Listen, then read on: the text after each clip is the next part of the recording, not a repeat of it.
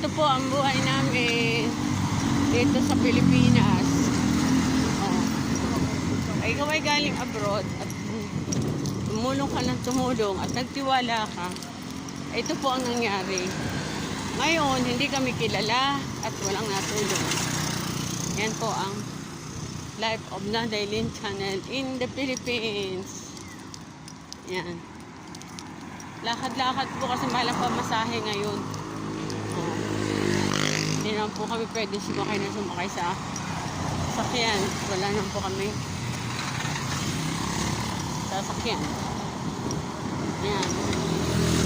Ayan po. Ito tipirasahan ko pag magpag.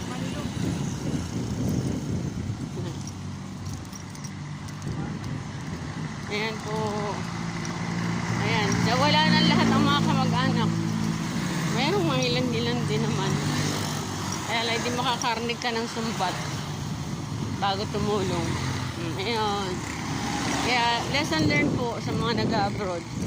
Anyway, ganun talaga. Marami nang nangyayaring ganito. Pero hindi ko rin po naisip na ano. Inisip ko kaming buong pamilya, mga kamag-anak ay marunong magmahalan at magtulungan. Yun po ang iniisip ko.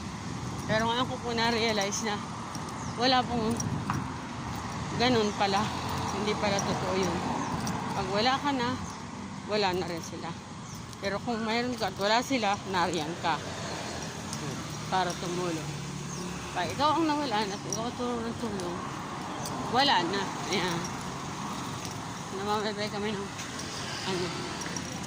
Kaya, lesson learned lang po yan. Anyway, there is still hope. May Diyos na umaalalay sa amin. At mag-iingat. Yan lang po, maniniwala ako. Sama tayo magtiwala. Sa Diyos tayo, manalangin lagi. Sa pagsubok na ito, na nararanasan ko, kaya God bless na lang po. Sana iswertehin ako sa pag-YouTube ko.